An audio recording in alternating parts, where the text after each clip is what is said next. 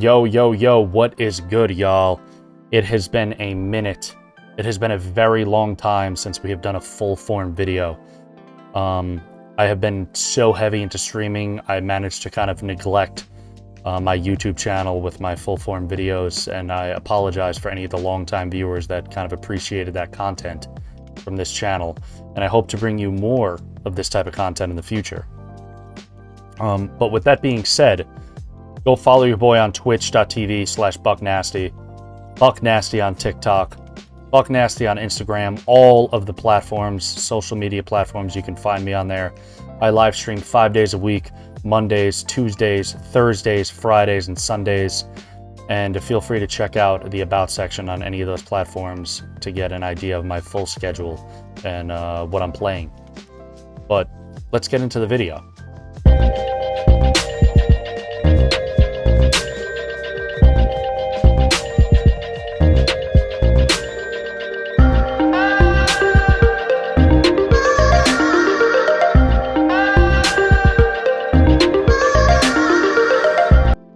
It has been a very long time since we got a new Nintendo console. March 3rd, 2017, I believe, was the release date of the original Switch, and we are about 7 days at the time of recording this from the Switch 2 dropping worldwide. For me to say the excitement is overwhelming would be an understatement. Every time I turn on my YouTube, I'm bombarded with hype videos, discussions, news leaks, anything you could think of, and I guess I'm going to be adding to the fodder. But please temper your expectations. I'm not an influencer. Nintendo does not pay me. My videos aren't even monetized. I have maybe 300 subs, so I'm just here for the love of making content. I'm just a regular dude hoping to reach other regular people like me in the world that enjoy the same things that I do and want to talk about them. My goal with this video is to really look at the console, talk about some of the aspects I'm super excited about, as well as launch titles and expectations for the future. Maybe even some old musings about the golden age of gaming or whatever, who knows. Without further ado, let's do a deep dive into the console itself and the best aspects about it. The Switch 2 boasts a 1080p LCD screen that's now larger than the previous gen's model. I'm excited about this because I have a Steam Deck. After playing the Switch and bouncing between both consoles, I definitely prefer the size of the Steam Deck, and this is a little closer to that. So I'm definitely looking forward to the handheld gaming on the Switch 2. I knew that they wouldn't do a 1080p OLED screen because it would raise costs and the opportunity for a midlife refresh probably wouldn't hit as hard. So I think this was a smart decision for them to kind of go the LCD route as opposed to the OLED route at first. It is now 4K 60 FPS while it's docked, which is a huge upgrade, but I don't really think that needs to be discussed. This is kind of a win all around. I think this generation will find more people playing their Switches docked than in handheld mode than ever before. I myself played my Switch mostly in handheld mode, unless I was streaming or playing some type of game like Pokemon Unite or something like that that is much better played in a docked mode than in a handheld mode. But if you're interested in more of the technical details and specs, I would recommend doing a deeper dive into the details and nitty-gritty yourself. The thing really driving me to this console is less the specs and more so the thing that people really aren't talking about. The third-party support. The greatest feature about this console right now is the third-party support that it lacked from previous generations. From Cyberpunk, Duskbloods, Final Fantasy VII Rebirth, Elden Ring, the Yakuza series, we are seeing games from third-party publishers more than we've ever seen in any previous Nintendo console. I think that this is going to be the largest third-party support for a Nintendo console since maybe the 2000s, the 90s. It is a major step for Nintendo, and it is huge for gamers and the industry at large. This finally pulls Nintendo out of its own space that it kind of dominated for decades and into the larger console space to compete outside of their domain. My only concern about this is what Sony and Xbox plan to do with their handhelds in the future. But I think if Nintendo can kind of get ahead of the curve and look into maybe adding some type of Game Pass support or maybe some GeForce Now utilization, I think that would greatly increase the Switch's chances of just dominating the handheld console market space and not even giving these other companies a chance to compete. But enough with my hypothesizing, and into the launch titles and games that I'm really excited for. This kind of goes without saying, but Mario Kart World is probably what I'm most excited for. This is the first time in, 11 years since we really received a new Mario Kart. It's also an entirely new Mario Kart experience. Instead of being based around Mushroom Cups, Star Cups, and racetracks, it is more akin to Forza Horizon, where it's an open world with different tracks and different environments and types of races to interact with. I cannot wait for this game, man. Kitsune Gami, Path of the Goddess. While it technically isn't a new game, I had even forgot that it existed. I remember seeing the showcase when this game was announced, and I was super excited for it. And then it kind of just fell in the back burner, and I almost forgot that the game was even coming out. But after watching the Nintendo Direct and seeing all these hype videos and YouTube videos that other content creators are making, I seen the game and said to myself, oh yeah, I really want to play that. I remember that game. So that's definitely something I'm looking forward to picking up. The third game is Pokemon Arceus AZ. And I'm not really sure how to feel about this game. It also is not a launch title. It'll be coming out later this year, I believe in October. I wasn't a huge fan of the original Pokemon Arceus. It kind of felt half-baked. It was almost like a tech demo for Pokemon Scarlet and Violet. And over the years, I've definitely found myself enjoying Pokemon games less and less, but I couldn't really put my finger on why. But this game kind of exemplified it for me. There's way too much inconsequential dialogue and side missions that were kind of unnecessary and didn't really add to the story or experience. For me, the highlight of Pokemon was always collecting and battling. And Pokemon Arceus wasn't a great experience for either of those. This game felt like it was going into the Safari Zone in Pokemon Red and Blue, but without a timer. But I didn't mean for this to really become a soapbox for modern Pokemon games, but I just didn't really enjoy Pokemon Scarlet and Violet either. The problems I pointed out are still kind of present. There's way too much dialogue, there's many sections that drag out the story or gameplay unnecessarily. I hate how, for every gym battle, I have to collect sunflowers, run a relay race, or play some other type of minigame before I can battle and get my badges. I just yearn for the days of simpler Pokemon games with a focus on catching and battling with minimal story.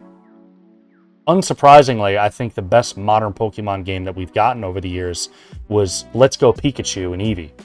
My only gripe being the terrible Pokemon Go catching system, which, if not for that, would probably make it the greatest Pokemon game ever made, in my opinion.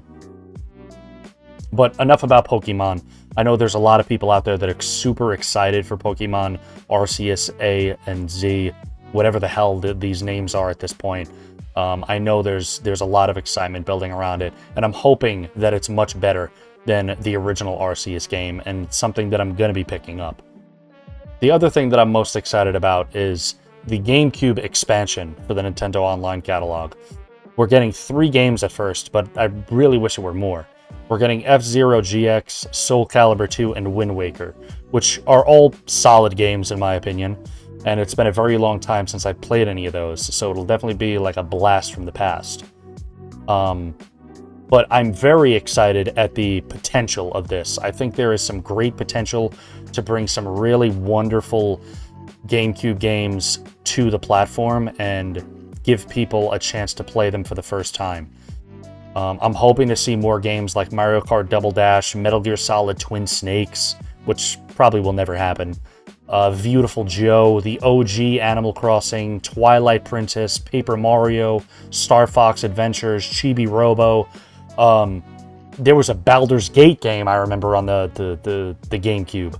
There's so many games that you can bring and kind of create a deeper catalog or just the Nintendo experience with the GameCube online catalog.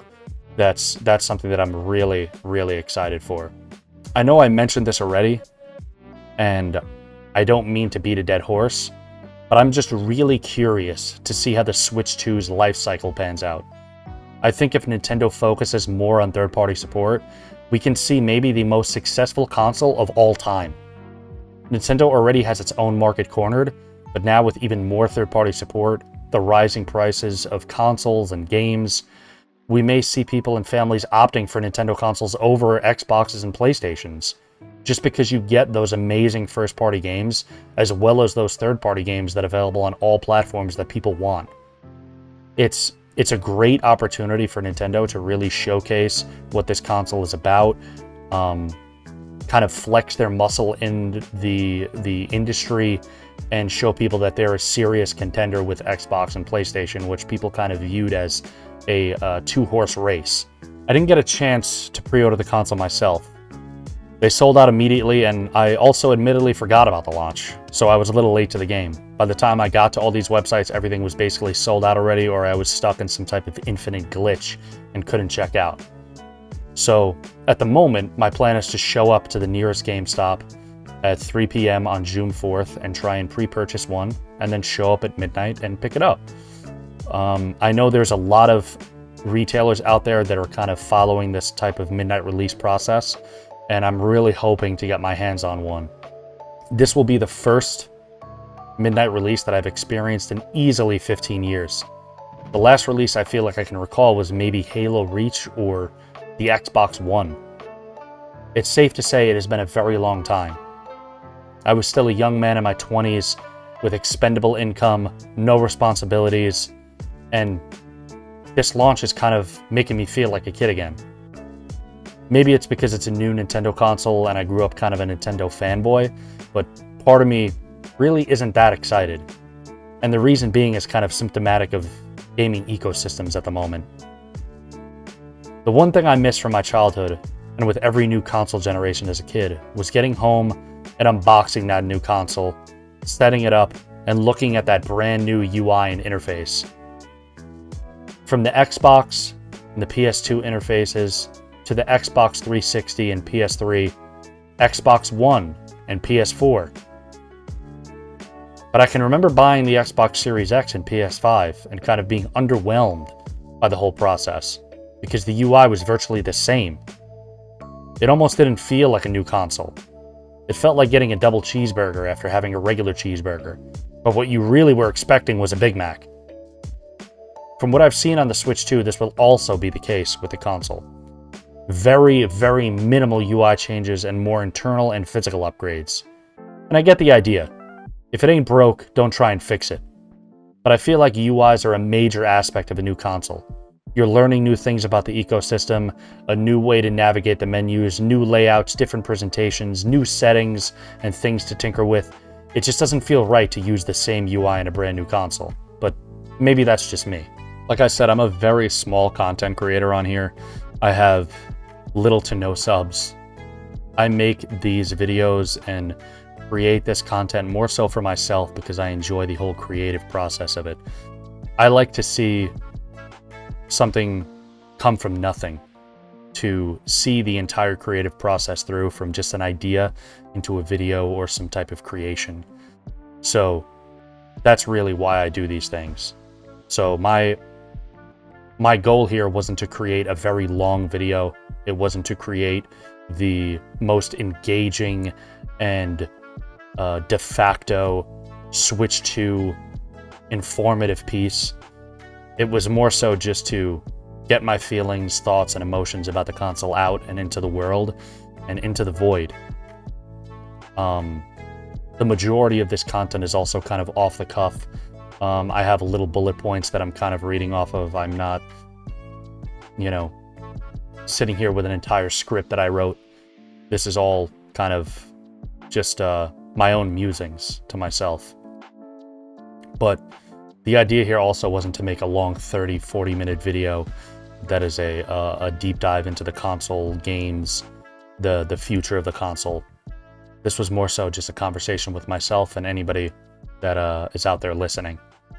But again, I hope to bring some more content to you guys here, whether it's about Switch 2, whether it's about any other thing in the gaming world, from Xbox to PlayStation to Nintendo to Steam, PC gaming, whatever it is. I am a gamer through and through, have been gaming my whole life. I'm also a fan of anime and sports. We have a bunch of different content on here in relation to those topics, and I hope to bring you guys some more content in regards to those topics in the future. But again, I'll do one more shameless self-plug. If you enjoyed this video, feel free to subscribe. Also, go and follow your boy on twitch.tv/BuckNasty, BuckNasty on TikTok and any other social media platform. And come join the community, man. We have a great Discord. We have some great streams with a lot of fun people there. But again, thank you guys for watching, and hopefully you enjoyed my mental meanderings to the Switch 2.